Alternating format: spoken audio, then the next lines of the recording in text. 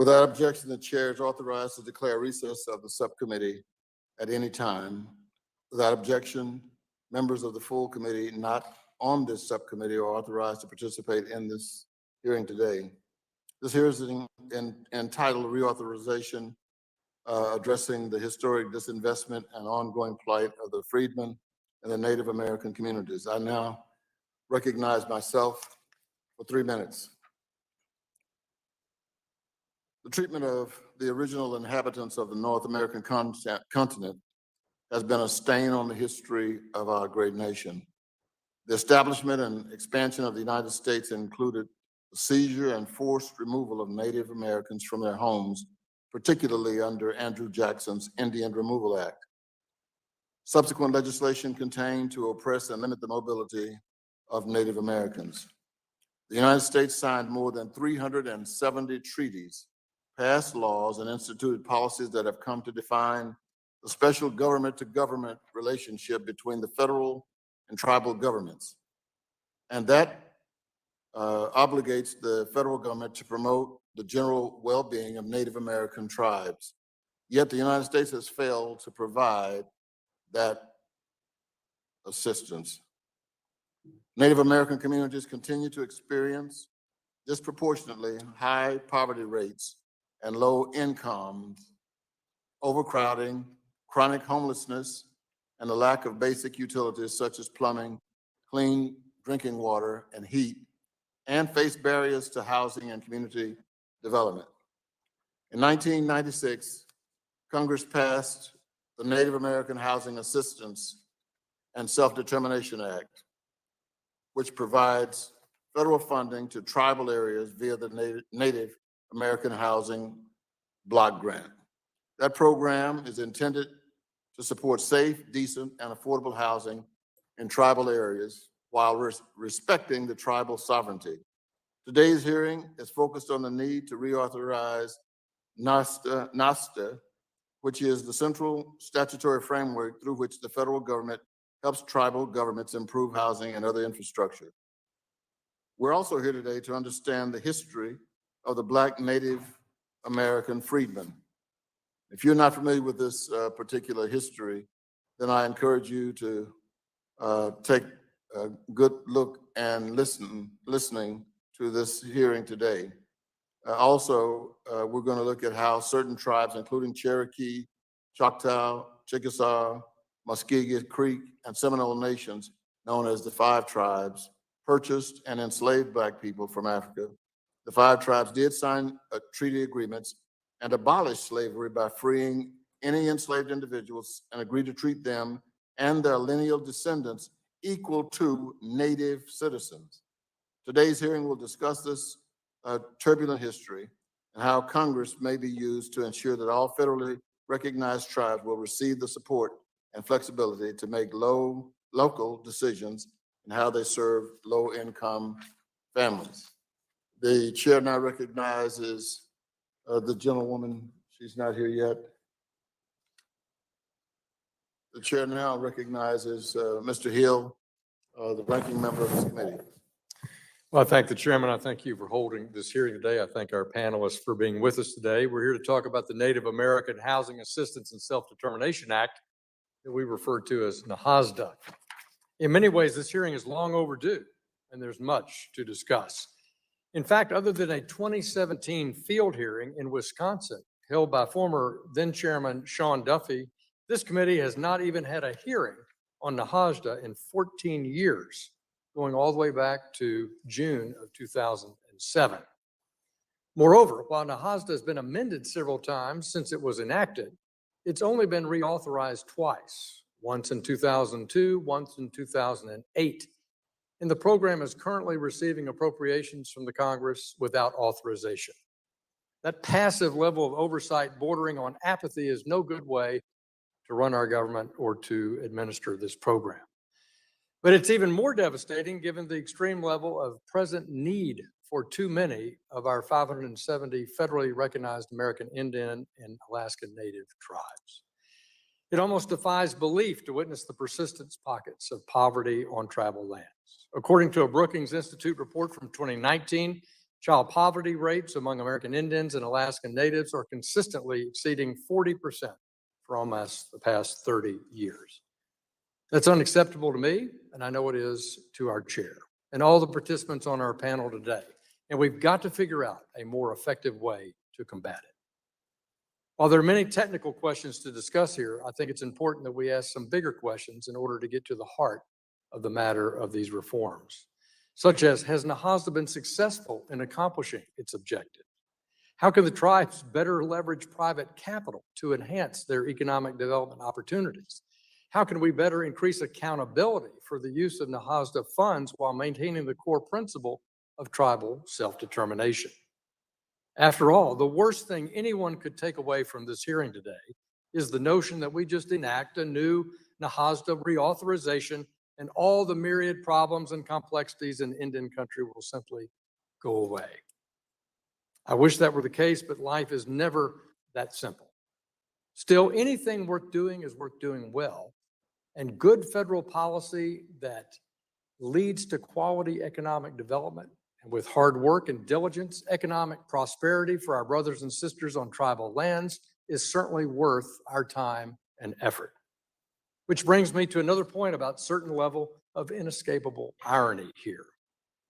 Just a week ago, we had the HUD Secretary, Secretary Fudge, sitting in this very room proclaiming that she had no idea how much COVID emergency rental assistance money had been approved by Congress last year and had gotten into the hands of distressed tenants.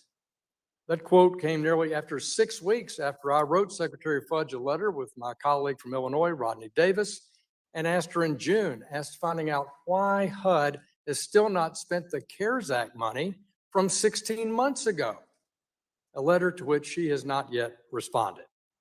Such a level of irresponsibility and disengagement is the last thing the American people want to hear right now.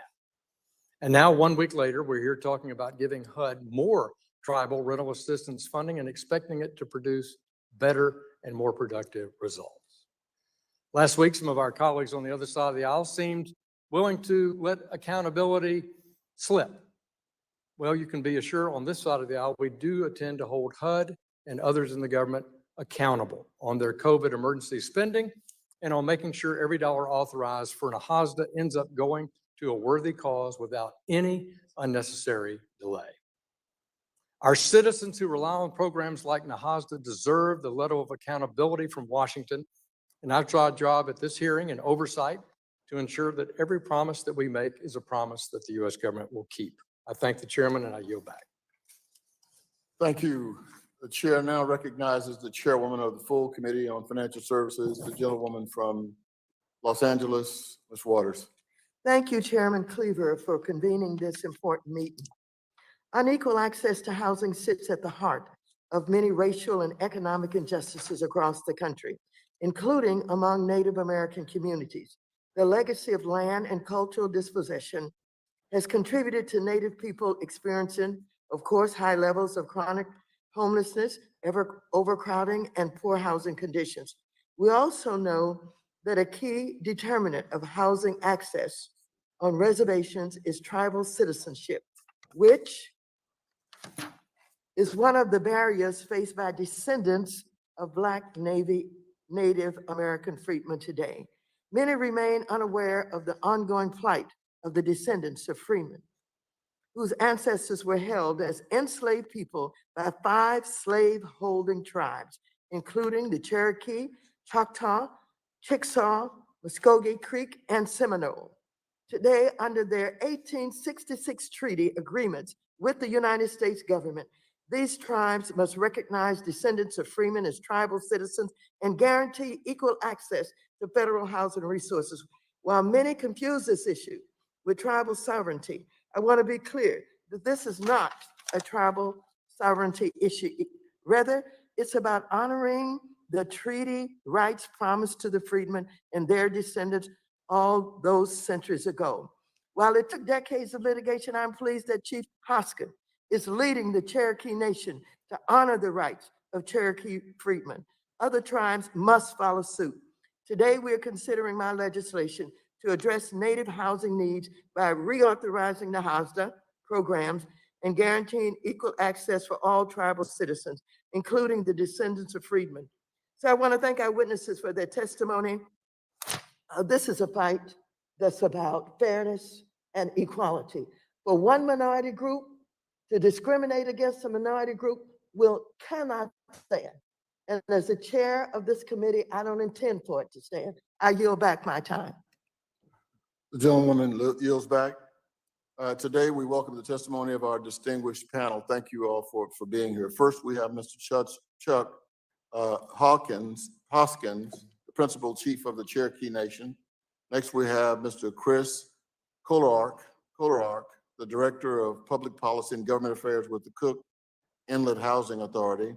Next, we have Ms. Marilyn Vann, the President of the Descendants of Freedmen of the Five Tribes Association. Next, we have Mr. Anthony Walters, the Executive Director of the National American Indian Housing Council. And finally, we have Mr. Jackson Browsey, the Executive Director of the Native CFDI Network. Witnesses are reminded that their oral testimony will be limited to 5 minutes. You should be able to see a timer on the desk in the front of you that will indicate how much time you have left.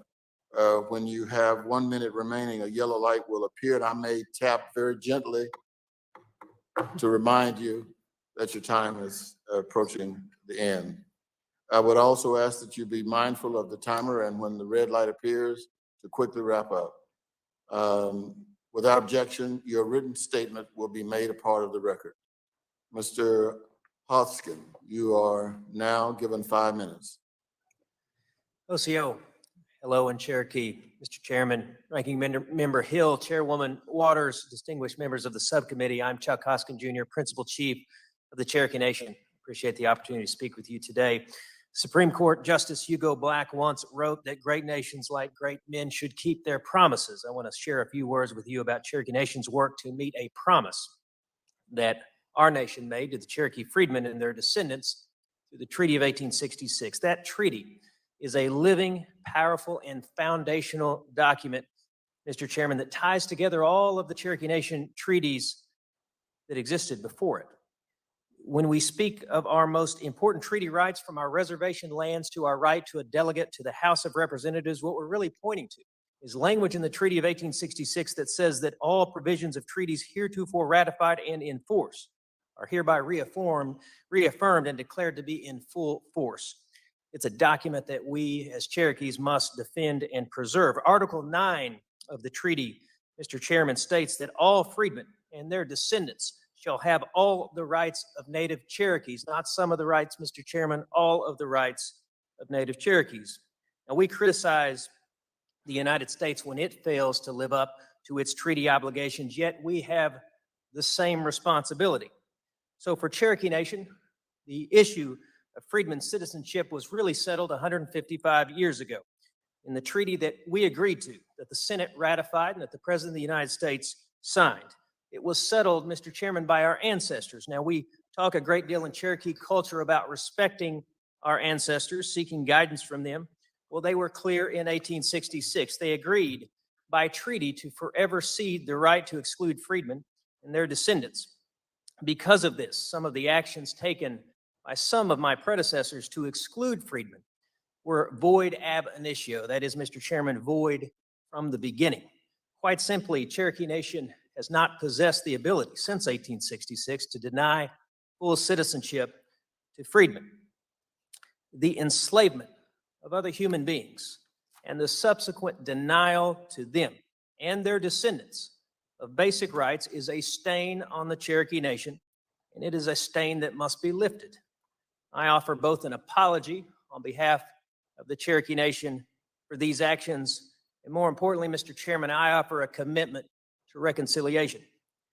I'm proud of the actions that we've taken over the last decade to begin to right these wrongs.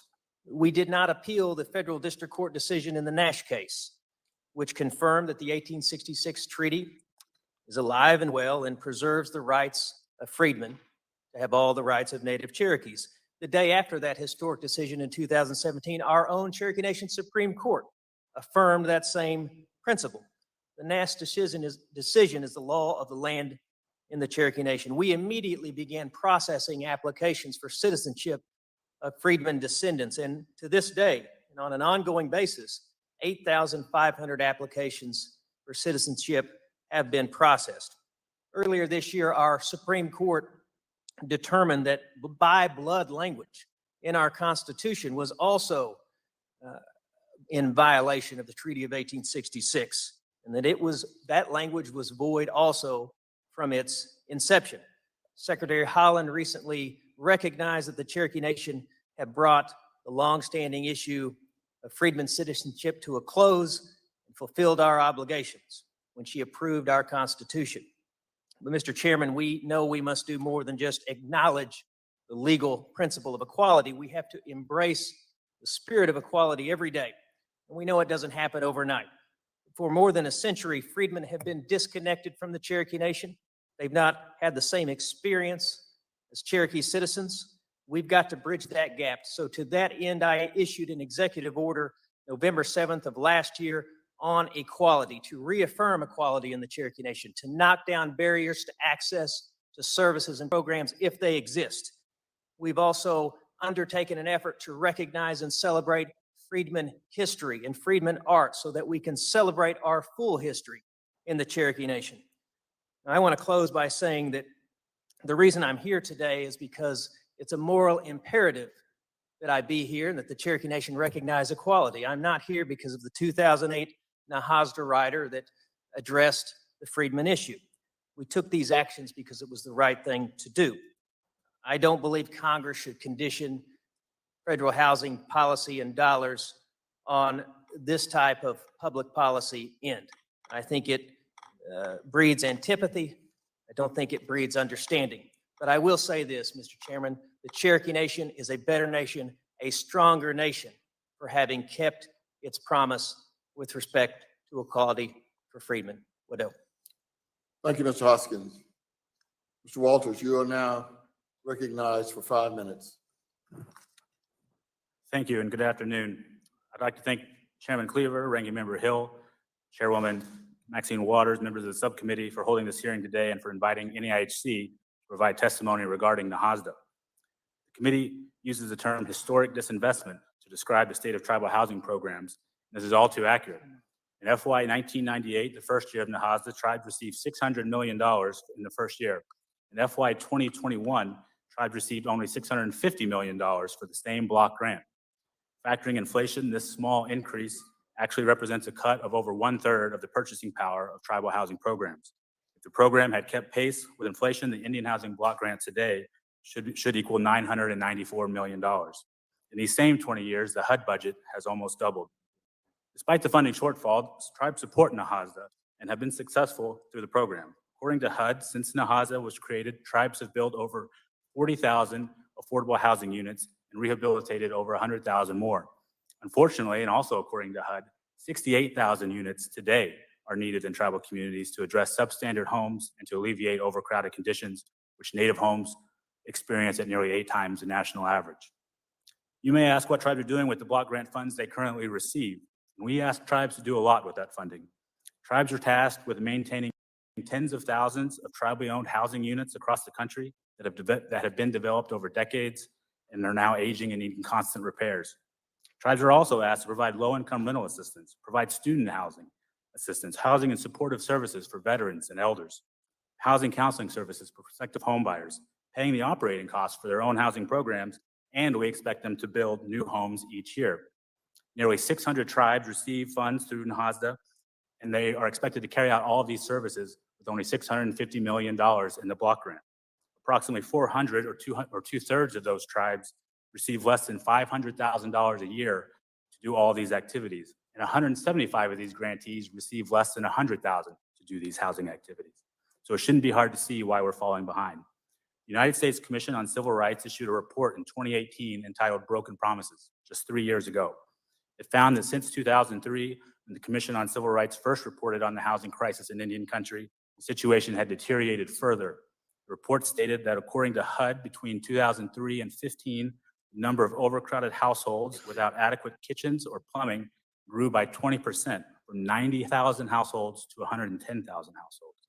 Number of families with severe housing costs grew by 55% to 65,000 families. That is all in this century. That is just these past 20 years. We are letting things get worse in our tribal communities.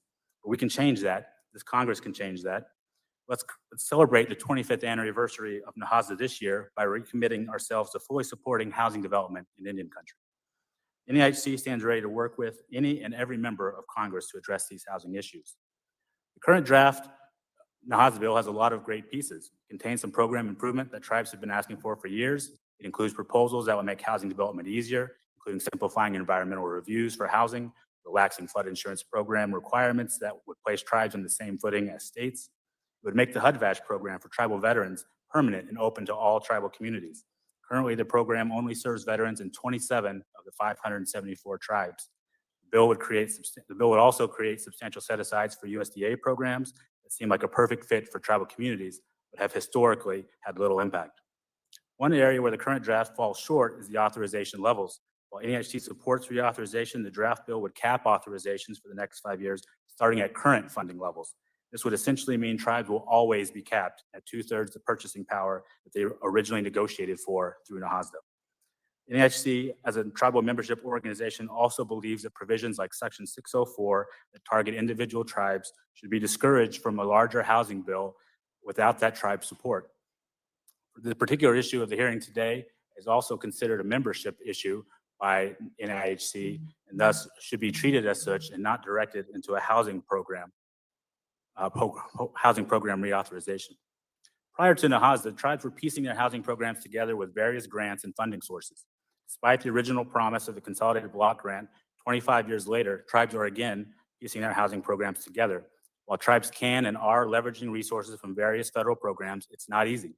Tribes are often confronted with a multitude of differing eligibility requirements, environmental reviews, and program rules. So what can we do and what can Congress do? To end my comments, we can keep improving NAHASDA. We can reauthorize NAHASDA. We can keep ensuring that national housing programs are also effective in Indian country. And we have to reverse the historic disinvestment and call on Congress, federal agencies, tribes, and the private sector to act. We must recognize that housing development in tribal communities will rarely have the economies of scale that drive housing development in other areas, and we have to invest anyway, because it is needed in our tribal communities, because it is a promise the United States made to tribal nations. With that, I will end my statement. NEHC has submitted additional comments for the record. I look forward to answering any questions you may have. Thank you again for your support in improving housing opportunities for tribal communities across the United States. Thank you, Mr. Walters. Ms. Van, you are now recognized for 5 minutes to give an oral presentation. Greetings, Chairman Cleaver, Ranking Member Hill, and members of the House Financial Services Committee. I'm Marilyn Van. Your microphone, probably. Yes. Okay. Greetings, Chairman Cleaver, Ranking Member Hill, and members of the House Financial Services Committee. I'm Marilyn Van, President of the Descendants of Freedmen with the 5 Civilized Tribes Association. I'm a member of the Cherokee Nation and a Freedmen descendant. The organization supports enforcement of 1866 treaty rights of descendants of freedmen who face discrimination in tribal registration and accessing federal funded services. I want to thank the subcommittee for holding this hearing. And I want to thank Chairman Waters and staff for support of the Freedmen and NAHASDA. Today I request the members support Title VI, Section 604 compliance section in the final NAHASDA reauthorization bill that is adopted by Congress. If adopted as written, Secretary of HUD would be authorized to reduce or withhold NAHASDA for one or more of the 5 tribes that such tribe is found to be in violation of its 1866 treaty obligations to freedmen descendants that were registered on the Dawes rolls. I point out that none of these received degrees of blood.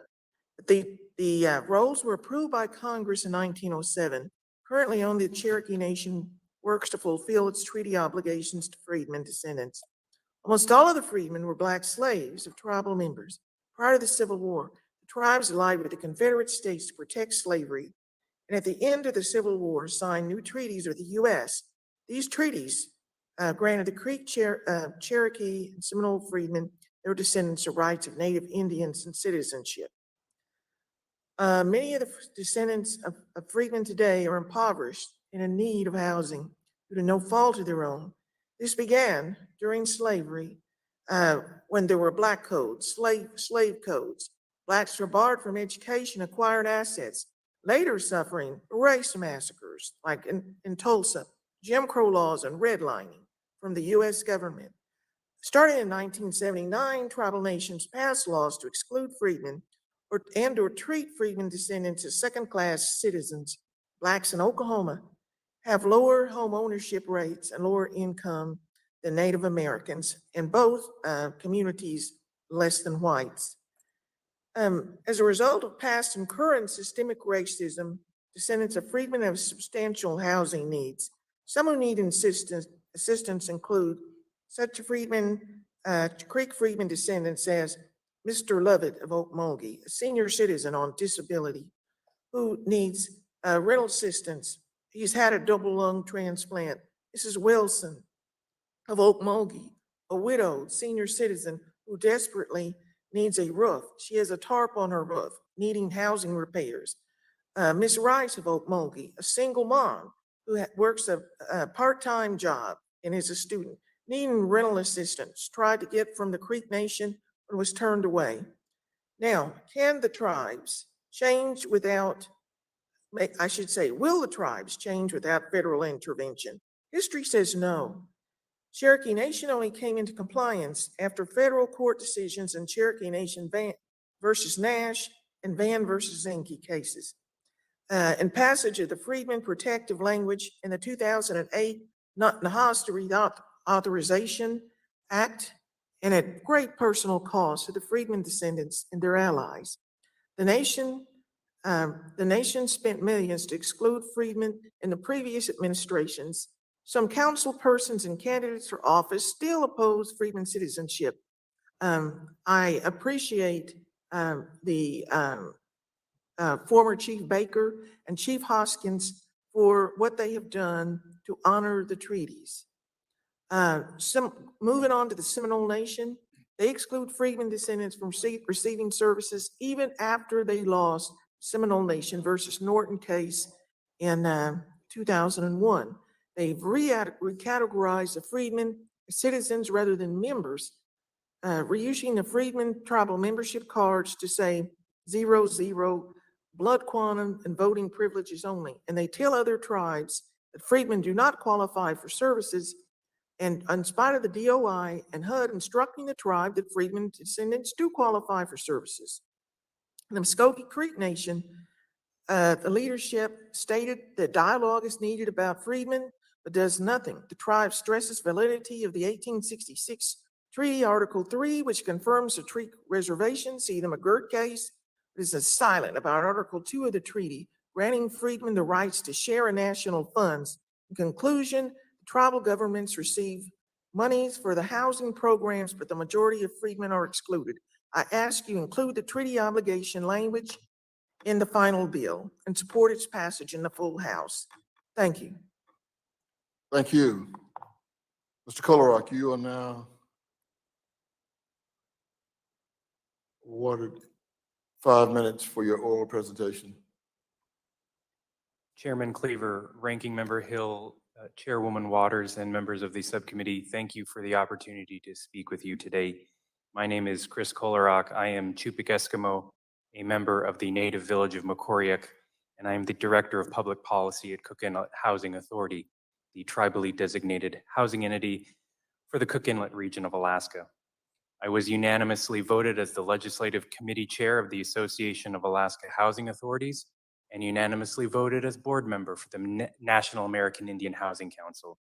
My comments today represent all of the 14 regional housing authorities that cover every geographic corner and native population group in Alaska. I and my Alaskan colleagues thank Financial Services Committee Chairwoman Waters for her respect of tribal self-determination and the goal of distributing funding without administrative burden or waste by allocating Indian housing funds through the Nahasda formula in the Housing is Infrastructure Act of 2021. Why do we need investments in Indian housing and Nahasda reauthorized? We do not have enough homes, and the homes we do have are often decrepit. Nationally, we need 33,000 new homes to alleviate overcrowding in Indian country today. The homes we do have are nearly 5 times as likely to have a physical deficiency as average, including lacking running water or having electrical systems that are a fire hazard. Closer to home in the Yukon-Kuskokwim region of Alaska, 40% of homes are either overcrowded or severely overcrowded, and 35% lack complete plumbing. Well, what does this look like and what does this actually mean? I have seen with my own eyes in Brevig Mission, Alaska, an 1,100 square foot, 3-bedroom home with 18 people living in it. With that many people, there are not enough bedrooms, there are not enough surfaces for everyone to sleep at the same time. Instead, they must sleep in shifts. In the hope that their children will grow up with a better life, some people sleep the day shift so that their children can sleep at night and attend school in the morning. Those people will never wake up in the morning for a job. Their children cannot learn at school if their home is too overcrowded to sleep, or they carry the stress from that overcrowded home into school. Those children will face difficulty getting a job forever if they cannot read, write, or do basic math. When 18 people share a home and one person suffers substance abuse disorder, 17 other people suffer from that affliction. There was at least one, and usually multiple, homes like this in every village I served when I was the president of the Bering Straits Regional Housing Authority in Northwest Alaska. How did we get here? It is an oversimplification, but true, that past Congresses and presidents forgot about us. The Indian Housing Block Grant 20 years ago, FY01, was $640 million. Last year, it was $647 million. HUD's budget 20 years ago was $28 billion, and last year it was $60 billion. There is a long-running inequity in the distribution of new funding to HUD. Beginning to address this inequity is difficult, but I thank this subcommittee for doing this work.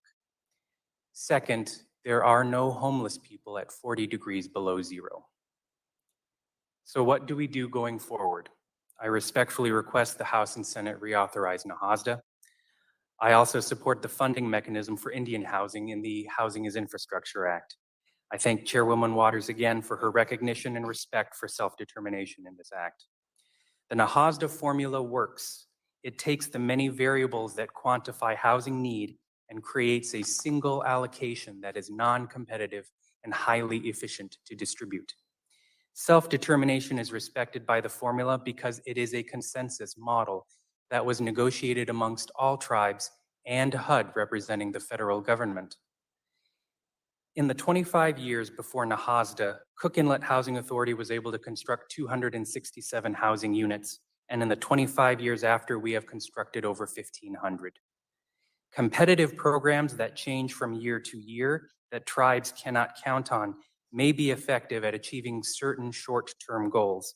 They do not, however, provide for long-term operation of affordable housing units, and they take us back to pre-NAHASDA days when we competed with each other and had Washington tell us what we needed. I thank the subcommittee again for the opportunity to speak with you. Thank you, Mr. Kolarok. Mr. Brasi, you are now recognized for 5 minutes for an oral presentation.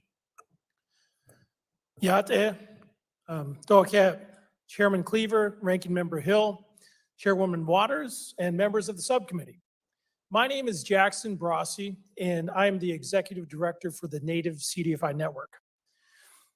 We are the only national member organization of community development financial institutions that serve Native communities across the country. I'm also a member of the Navajo Nation, and the subject of this hearing is near and dear to my heart, so thank you.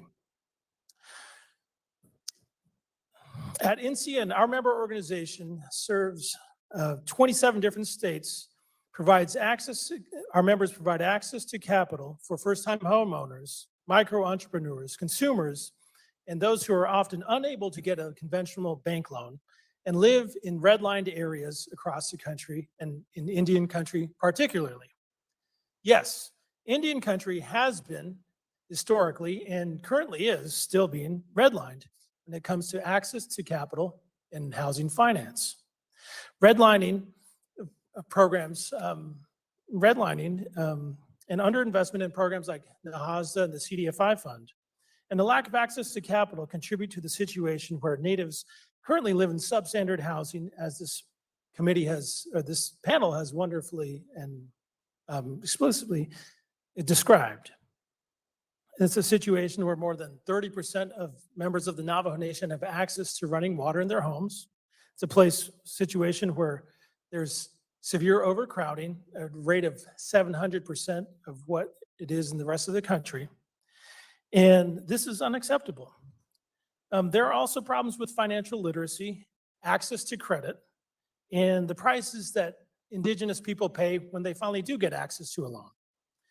The Federal Reserve recently found that Native Americans living on reservations who want to buy homes are significantly more likely to have high-priced mortgages, and those mortgages often are up to 2 percentage points more than non-Native Americans get in the same house. This means that a Native American family purchasing a house for $140,000 on a reservation could pay up to $100,000 more over the lifetime of a 30-year loan. Problems of higher costs of home ownership and redlining in Indian country are unacceptable, and I'm here to bring a solution to the table. And that solution is native CDFIs. Native CDFIs across the country are doing our part to address this untenable situation, and we can use all the help and investment to make a greater impact on this problem. There are 69 Treasury certified native CDFIs across the country, and they provide access to capital to those who are unbanked, underbanked, financial literacy, and technical assistance. These native CDFIs operate a wide spectrum of organizations and include tribally sponsored CDFIs, like the Citizen Potawatomi Development Corporation of Oklahoma, and the majority of native CDFIs, which are nonprofit loan funds, like the Native 360 Loan Fund out of Nebraska. Native CDFIs can offer home ownership loans, down payment assistance, and home buyer training so that new homeowners have the tools to keep their homes and build a solid foundation for their family. And aligned with the spirit of Nahaza, native CDFIs are self-determination in action. They carry out the mission of Nahaza and the CDFI fund by increasing home ownership and utilize both HUD opportunities such as the Section 184 loan guarantees, HUD counseling, and other existing federal programs such as the USDA Home Loan Direct Program and the Veterans Affairs Native American Home Loan Direct Program and the Federal Home Loan Bank System. However, these tools can be improved upon, and we make some recommendations detailed in our written comments, but one area I wanted to bring up was with coordination between the Department of Interior and HUD around the slow turnaround for title status reports. We also wanted to highlight a great program at the USDA called the USDA 502 Direct Program that is really making a difference. In 2019, there were 6,194 direct loans made by this program.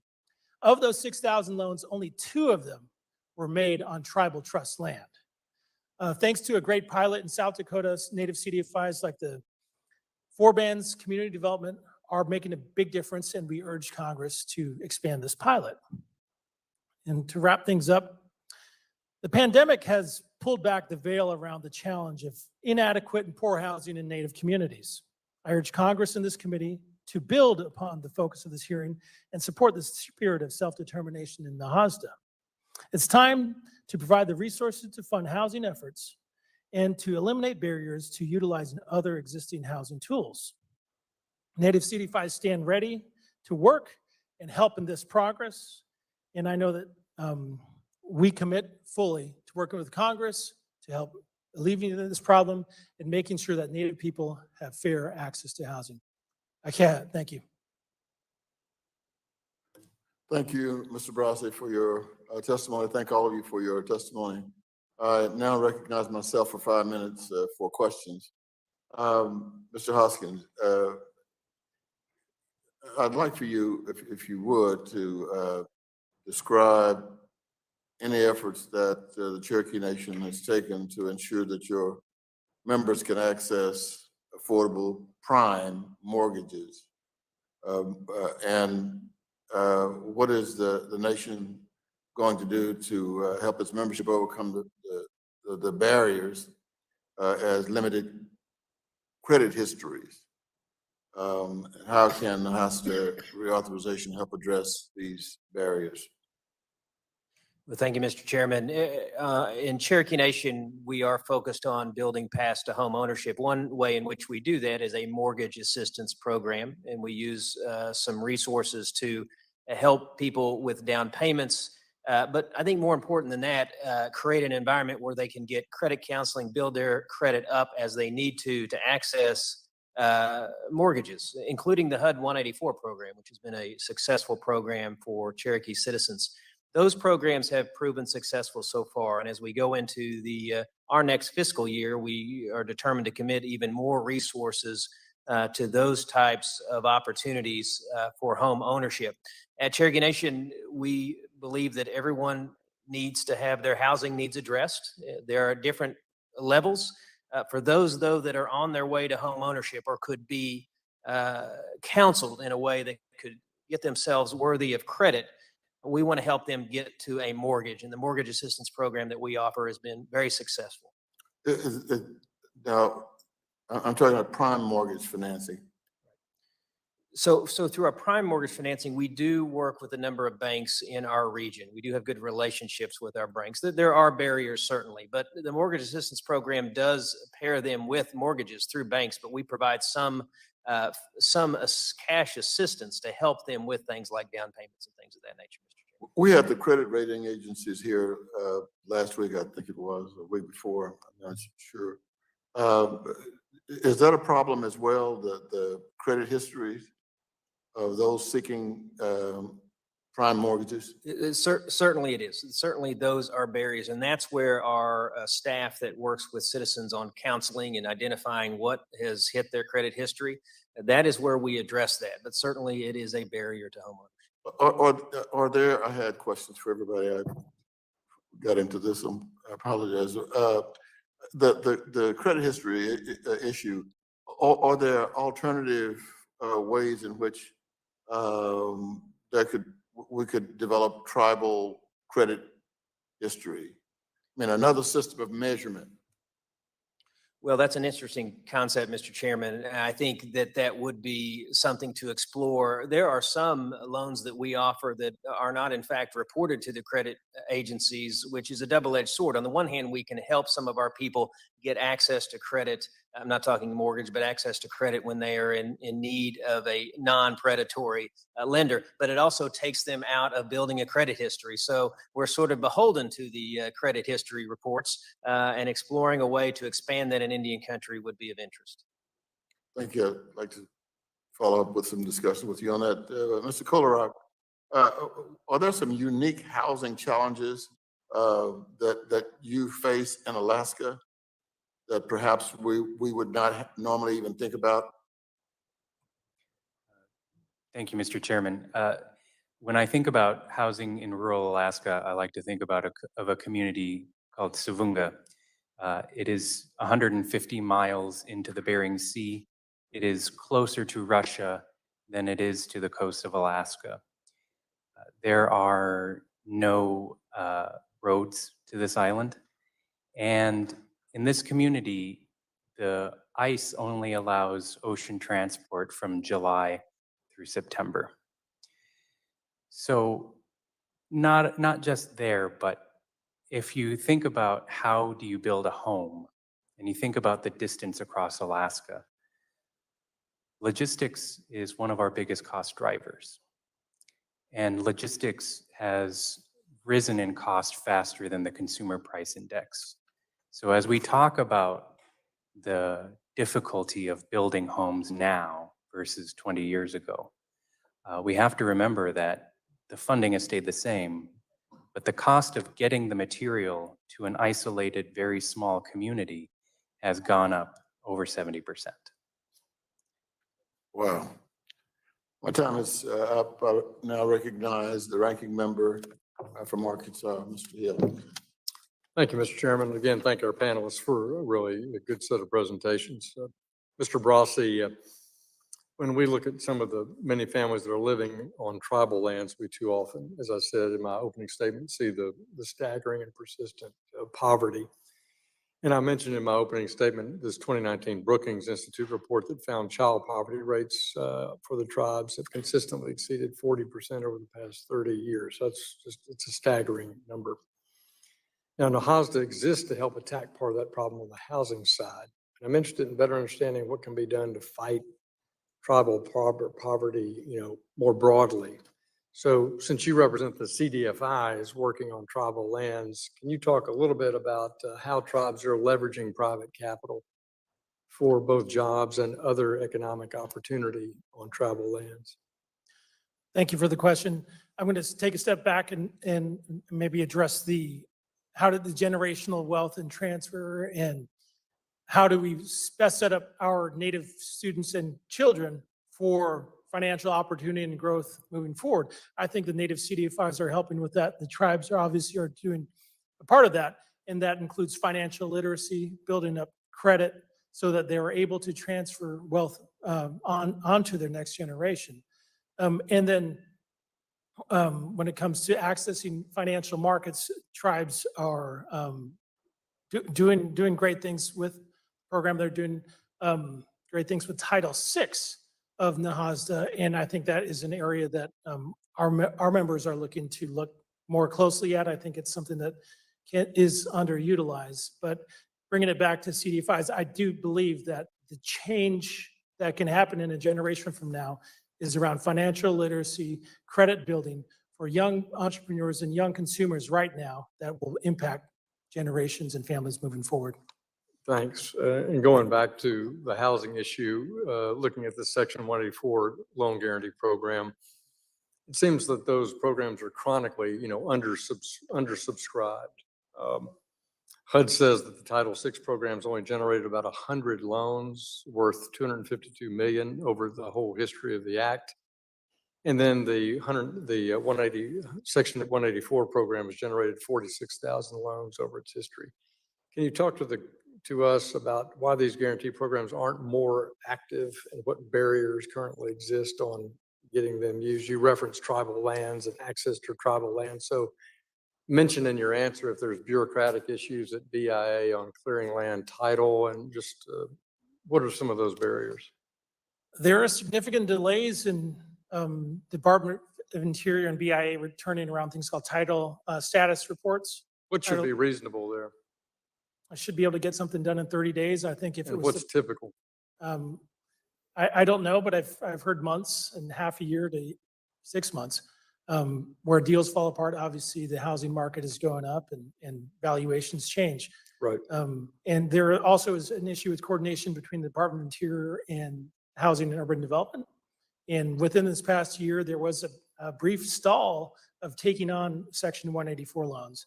And we think that's unacceptable. Also in our comments, we say that there's an opportunity for Native CDFIs to be the lender right now. Many in the private sector, the large banks have backed out of doing the Section 184 loans.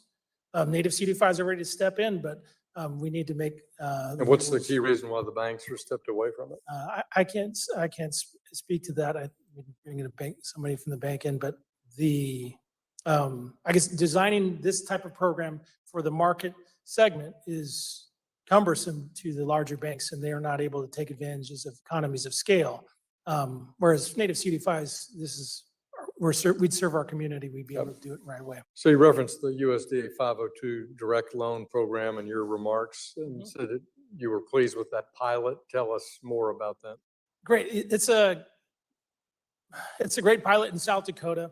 One of our members, the Four-Bands Community Development, Four-Bands Fund in Eagle Butte, South Dakota, has been able to create a pipeline of loans in rural development on tribal trust land, which, going back to the issue of getting these title status reports, has been really challenging and difficult. And like I said, the year before, there were only 6 out of 6,000 of these direct loans that were made on tribal trust land. That's flipped it on its head in South Dakota. We want to see it expanded. There's a great bipartisan bill in the Senate. We'd love your support. We'd love the committee to move it forward. Thank you, Mr. Rossi. Thank you, Mr. Chairman. Yield back. Thank you. The chair now yields to the chair of the full Financial Services Committee, Ms. Waters.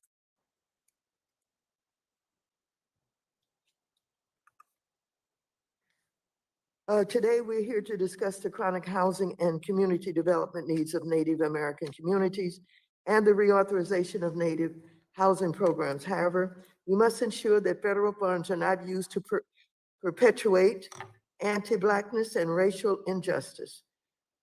Not many are familiar with the history of those who came to be known as the Freedmen. The Freedmen were Black individuals who were enslaved by 5 formerly slave-holding tribal nations. The Freedmen were forced to walk the Trail of Tears alongside their slave masters, and at the end of the Civil War, were guaranteed full tribal citizenship under treaty agreements between these formerly slave-holding tribes and the United States government in 1866.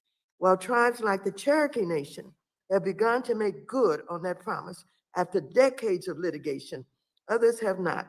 To this day, there are descendants of Native American freedmen who are denied the full benefits of equal citizenship in certain tribes based on their African ancestry. Ms. Van, first of all, before I say thank you to you, I want to say thank you to Chuck Hoskins Jr., Principal Chief of the Cherokee Nation. I want to thank you for your wonderful presentation here today and the way that you describe what is right and what is fair. And so I would hope that the other tribes would follow suit. But as I have gone through understanding each of these tribes, I'm understanding that they have no intentions of doing it. And, you know, once somebody said, well, let this issue be settled in the courts. Well, there's some that haven't even started to even talk about going to the courts. They just don't do it. And they just don't want to do it. And so, Ms. Van, I'd like to say thank you for never wavering on your fight for human dignity and equal recognition as a descendant of freedmen, despite the complex layers of what it means to be both Black and Indigenous. I know that has not been easy. Your tireless efforts paid off when the Cherokee Nation finally began to recognize you and follow descendants of freedmen as equal citizens of the Cherokee Nation.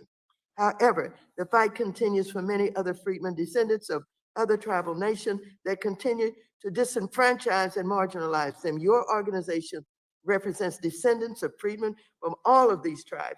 Can you tell us about the ongoing struggle for those descendants of freedmen who continue to be discriminated against despite treaty obligations that should protect them? Are they in need of housing? Are they in need of health care?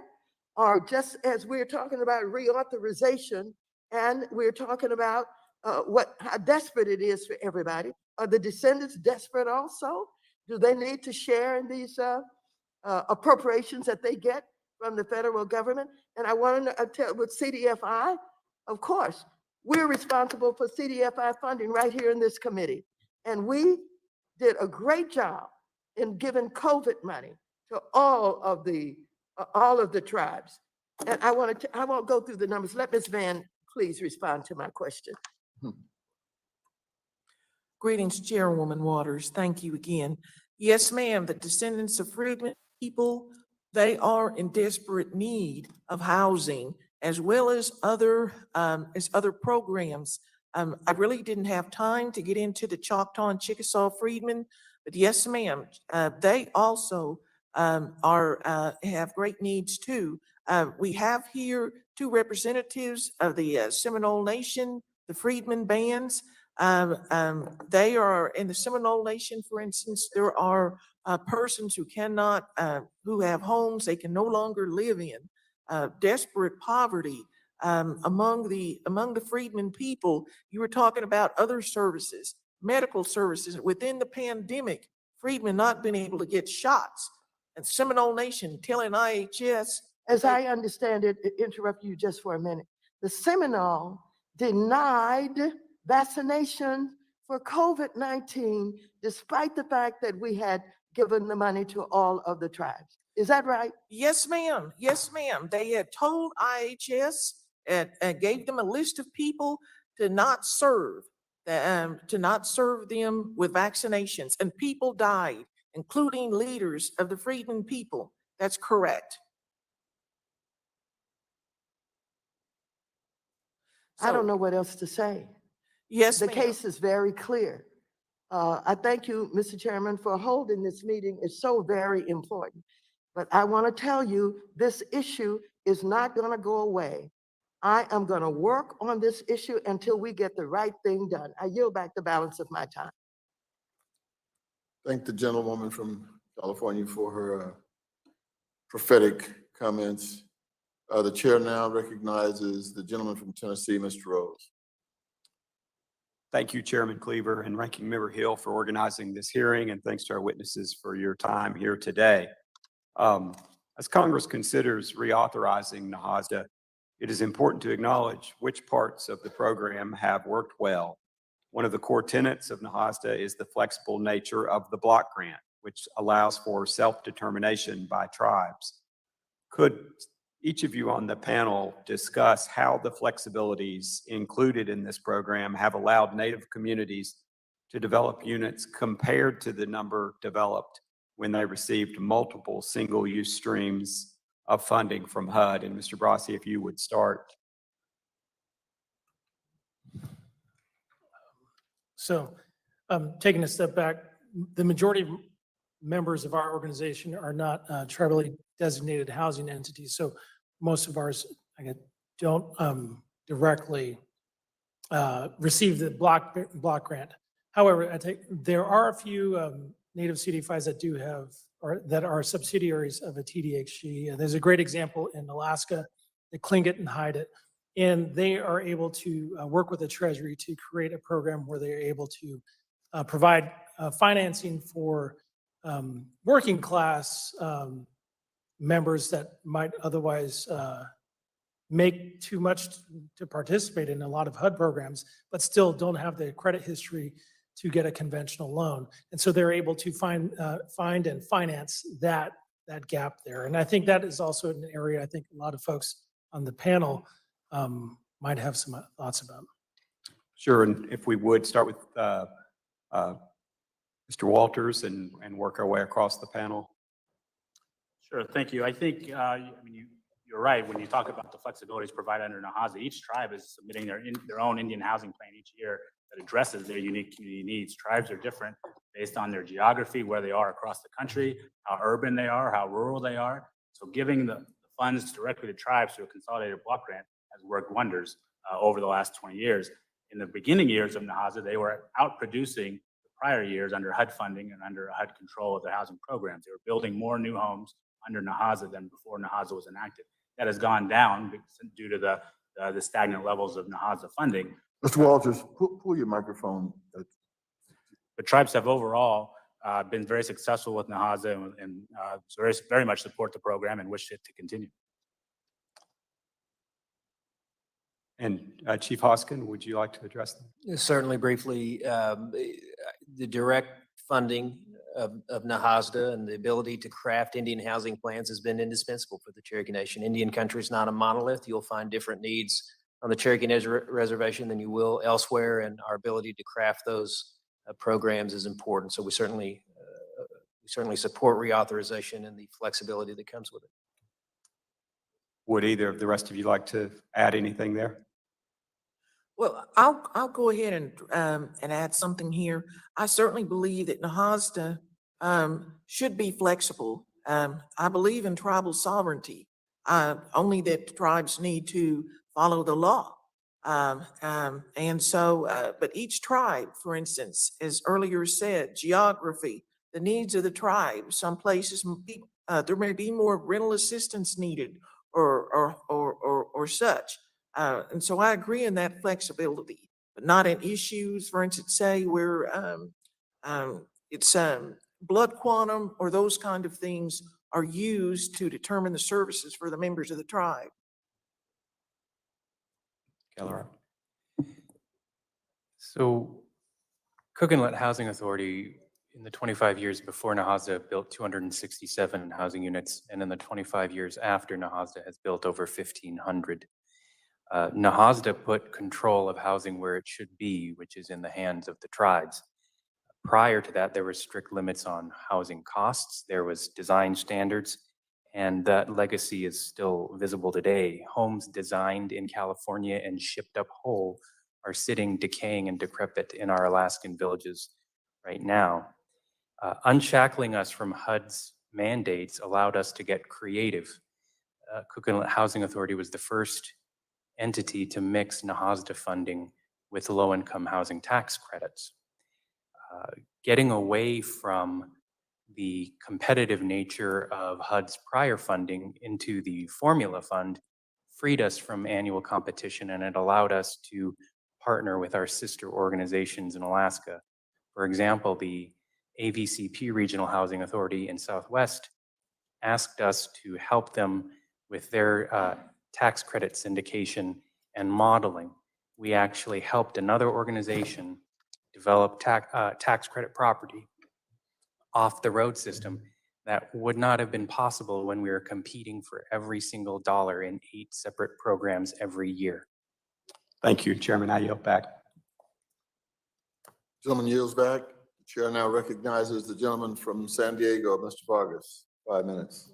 Mr. Chairman, thank you very much for allowing me to speak, and I appreciate all the witnesses being here today. I do apologize that I missed a little bit of the testimony at the beginning, so some of my questions may be repetitive, and I apologize for that at the outset. I do want to say that I was very thankful with the conversation that's been going with respect to how successful Nahasda has been, the flexibility that is provided for Indian tribes. In fact, as stated by Mr. Kolarek, I think you said that it placed the, I'm going to put words in your mouth, I think you said it put the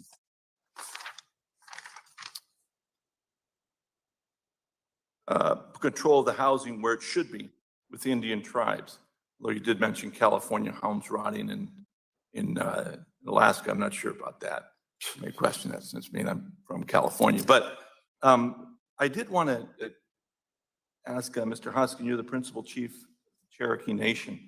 I apologize that I missed your testimony. I was really anxious to hear your testimony about the Freedmen.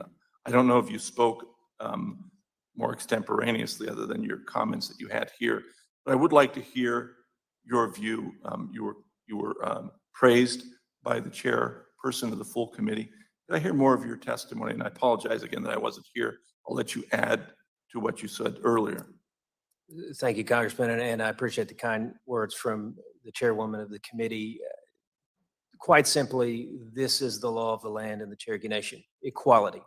Equality not stemming from necessarily recent actions, but equality recognizing that we made a sacred promise 155 years ago. If we believe that treaties are the law of the land, the United States should live up to their end of treaties, and we have to do the same. And if we look back to what our ancestors did, they agreed to equality.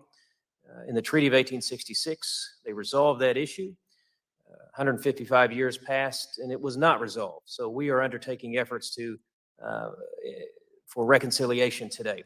So not only legal equality on paper, but equality in action, making sure that every person that comes into a tribal office building or a program or service is treated equally based on the fact that they are a citizen of the Cherokee Nation. And I would note, Congressman, that if you're a citizen of the Cherokee Nation, what signifies that is a card with your name on it, your birth date, and your citizenship number. And it doesn't have anything to do with your descendancy. It's whether you're a citizen of the Cherokee Nation, and you're treated equal on that basis. We have to make sure that we practice that every day. So we have to make sure that any barriers that might have existed historically to access are knocked down. So for example, my good friend Marilyn Van has mentioned CDIB cards, degrees of Indian blood. That idea is not relevant to a Cherokee Nation program or service because that is contrary to principles of equality in the Cherokee Nation. So those are just a few of the ways in which we're making sure we embrace the spirit of equality. And we're also undertaking efforts to look back at history and culture, artistic expressions of freedmen descendants that for too long have not been part of the Cherokee story. They are going to be part of the Cherokee story today. So I could speak a great deal on the subject. It's something that I think has made the Cherokee Nation a better nation, a stronger nation. I can only speak to how the Cherokee experience has gone, and I think other tribes may look at our experience, may look at our legal history, and they may find instruction based on what we've done in our experience. Well, thank you very much for those comments. I do want to probe a little farther, if I could, with you. You said, sir, that it's been difficult to resolve over time, and that although it's been difficult, obviously you have a better nation, a stronger nation. Well, what made it difficult? Why was it difficult, and why is it difficult for other tribes? Yeah, I can't speak to other tribes, but I can say in the Cherokee Nation, let's look at the Treaty of 1866. 1866, following that period of time, there is still a period of great change and tumult in Indian country. And then you find the imposition of the state of Oklahoma. And so for most of the 20th century, you find Indian nations, and I'll speak really only to the Cherokee Nation, a nation not allowed by the government of the United States to exercise its rights of self-government. And it's only when we get to the 1970s that we begin to pick ourselves back up. I think that interruption of many, many decades really arrested the development of the Cherokee Nation in terms of our civil society. And I think as we regained our footing and we had a century of, frankly, suppressing and denying the history of the Freedmen, that it took some time for the body politic to sort of understand that history. That history simply wasn't taught a great deal, Freedmen history. And I think as Freedmen activists and advocates have raised that issue in the 1980s and the 1990s and in the 2000s, I think it came to penetrate the consciousness of Cherokee leaders, not only me, but certainly including me. That process takes time. And I think it's just the unique history of tribes, particularly within the state of Oklahoma, that caused some delay and difficulty in achieving that. There is something about a history that involves enslaving other people. I think the United States could relate to this. It just doesn't feel very good. And it's something for generations, perhaps generations don't talk about, but we're talking about it today at the Cherokee Nation. I think we're a better nation for having done it, but when you don't talk about it, Congressman, you don't take action to correct it. Thank you very much. My time has expired. I appreciate the extra time. Thank you, Your Honor. Thank you, Chief. Appreciate it. Thank you. The chair now recognizes the gentleman from Wisconsin, Mr. Steele, for 5 minutes. Thank you very much, Mr. Chairman. Mr. Walters, I think you'd agree that many tribes still face pretty significant housing challenges. It was noted that one of the last committee hearings on this topic was a remote hearing in the state of Wisconsin, hosted by our former colleague, Sean Duffy. I've spent time at some of the reservations in Wisconsin. I've seen this firsthand, that Native Americans in many ways are more likely to experience poor housing conditions and overcrowding than some other communities. And as we consider the NAHASDA reauthorization, I think it's important that we also discuss the regulatory and procedural issues in addition to the overall funding levels. So we're looking at process, not just dollars. And so the question that I'd like you to expound on, if you would, is ways that we can streamline the construction process for NAHASDA housing so that each dollar can go further. And should Congress consider any National Environmental Policy Act or other permitting reforms that would allow us to be more efficient with our spending? Thank you for the question. I think that's a very good place to start. I think the current NAHASDA draft bill includes provisions regarding the Environmental Protection Act. I think when tribes are developing housing, they're now using multiple sources of funding from different federal agencies, Treasury, DOI, HUD, USDA. So all of those agencies have their own rules and regulations, whether it's environmental or otherwise. Whereas the current draft bill, and to the extent now, tribes are undertaking housing projects with just HUD funding, they can control that environmental review process and all the other kind of administrative logistics work on their own. But when you start blending these other streams of funding in, you start running into that issue. Currently, the bill would allow the tribe to keep control of an environmental review process if the NAHASDA dollars were the primary source of funding. That's not necessarily realistic for a lot of these housing developments. These housing developments are usually $1 million projects, and they don't always have the most HUD funding out as part of that. They're going to blend a lot of other funding sources. So certainly easing the administrative burden will help a lot of tribes build more homes faster. I think you bring up a really good point that there's multiple streams of funding that's going into many of these projects. Each stream of funding is going to have its own rules and regulations. Is there an approach that you think that would be successful in streamlining this to create more efficiency, or would you, as we look at kind of trying to streamline this, make this more efficient and remove some of the regulatory red tape that you're facing? Well, I think it's a recognition that tribes are able to do this on their own. They're doing it now under HUD, under Indian Housing Block Grant dollars. So where they've shown that ability to do that and carry out those processes, there's no reason to make tribal housing programs jump through the hoops of other agencies just because the funding stream may have come from there. So to the extent possible, I would encourage where a tribe is building housing and they have that expertise built up over 25 years, to let them control the administrative processes under one process overall.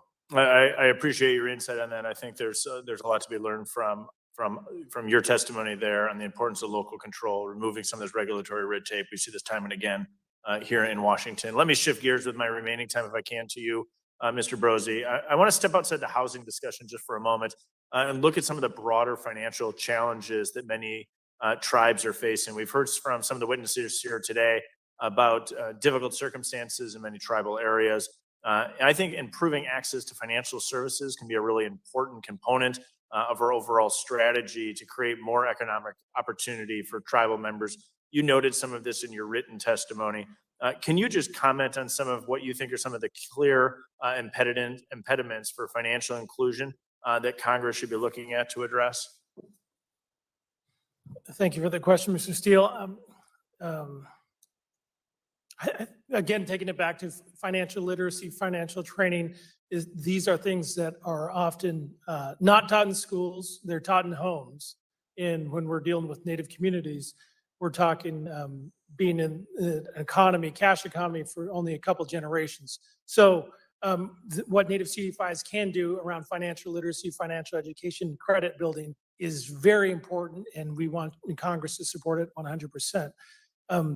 One thought I had on the earlier question about streamlining dollars, there is for construction and making sure that they go the furthest, there is a movement toward eliminating what we call a dual or even triple taxation on development on Indian lands. And so that deals directly with the states. And I'm getting outside of what the Native CDFIs do, but I do think that if we really want to make sure that there is an incentive and not a disincentive for doing projects on tribal lands, states should be able to tax those operations at the same level and then not provide services there. There should be some sort of waiver, and some states are looking at this individually, but it would also could be a federal levels fix.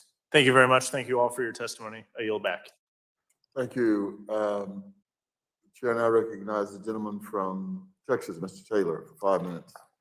Thank you, Mr. Chairman. I appreciate this hearing, and I'll just make a broad comment that the discussion we're having about whether or not to reauthorize a program that continues to be appropriated for really underscores the brokenness of the federal budgeting process. And just something I've noticed since I've been here, it was only my second term in Congress, is that whereas virtually every government that I've ever seen has a single bill budget, the federal government has an authorization process, technically a budgeting, and then a 12-bill appropriations process. That is a very unique budgeting process. It's the only place on earth that this process is attempted to be tried. In 45 years of trying it, we've actually only gotten 4 of budgets on time with this particular process. And unfortunately, you're the victims, right? I mean, you're trying to come and authorize a program that keeps getting appropriated for, but the authorizations are kind of an extraneous political exercise rather than actually having a real substantive policy thing. And so anyway, that's a process comment but you're here.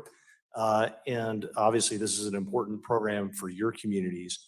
And we've heard a lot of advocacy from the witnesses about the importance of flexibility, the ability to use this program as you see fit. And I just was going to throw it out. Are there any other additional flexibilities specifically that you would like to see? If you want to raise your hand, I'll call on you. But you guys have already said it's in your written testimony. Yes. Well, and I think this goes to some of the other questions we've heard from other members, is the flexibility regarding getting private capital and investment into Indian country. A lot of the questions have kind of geared towards where can tribal communities receive or reach out to tribal or private investment, but it's making private investment also work in tribal communities. There's a lot of tax credit programs that encourage banks and other lenders to participate in development across the country. There's a lot of programs that have them emphasize underserved communities, but tribal communities are always the last group out of the underserved communities in this country, based on their geography, based on their land tenure, based on legal aspects. So adding flexibilities there and encouraging that partnership between tribes and capital and private markets will help overall development in the country. So just to that end, as someone who was in the banking industry for a while, and I was reading a 2017 HUD report, and I'll just read what it says. Mortgage lending in Indian country is made difficult by factors common to underserved markets of rural areas, pointing out that lending in Indian country is even more difficult because tribal land trusts cannot be alienated or encumbered. In other words, if I put a lien on a property, the judicial process may not be clear, whereas in Texas, where I'm from, you can foreclose and the bank can take the property if they're not paid their money. And so that special legal structure, I think, goes to the redlining that you referred to earlier, which is illegal under federal banking law. We don't allow banks to redline. But if you create this special legal structure, and that's a choice that you're making, I don't want to, maybe I'm incorrect on that. Maybe Congress needs to fix that for you. But the legal structure you've created has then in turn made it difficult for banks to come in and encumber land. And that may be different by tribe. And I'll let you, I just threw out a ton of stuff. Yes, Mr. Bossi. I've got one more thing to add Oh. about Mr. And that is, we talked about bringing in outside investment, kind of thinking outside the box. One area that we wanted to touch on was bringing folks to the table with new market tax credits. Okay. This is something that is not new to the Financial Services Committee. Last year, Financial Services, I take back Ways and Means, held a hearing and they sent a letter to the Treasury asking them why there has been almost $0 invested, less than 1% of allocations for new market tax credits going to native-led operations and including Native Community Development and CDFIs and CDEs. And there haven't been anyone in any native-led organizations in the past 4 years who've received allocations despite need and capacity. And that's something that Congress has looked at, and I think it deserves additional looking at.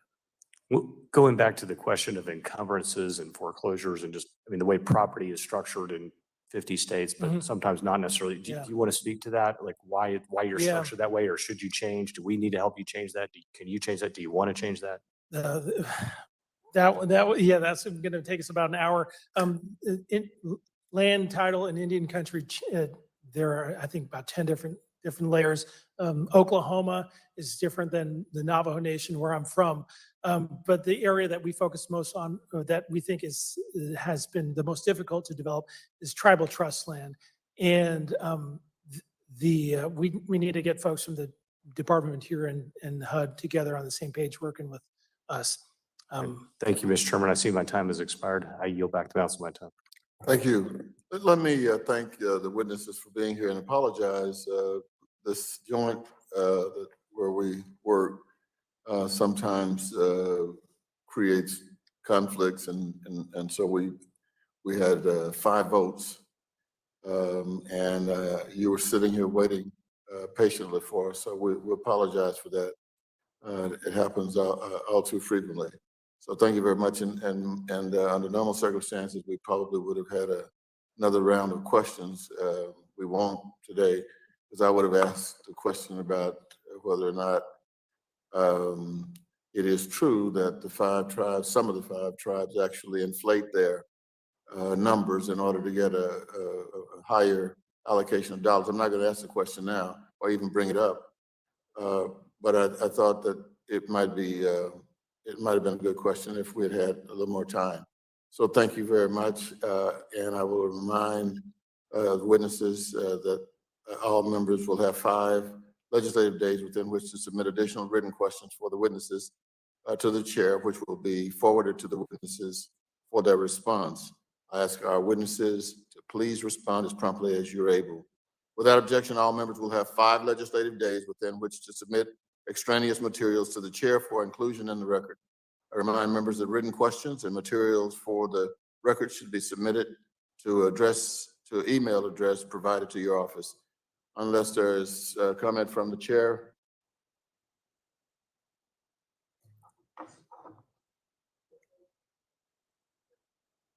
Meeting is adjourned.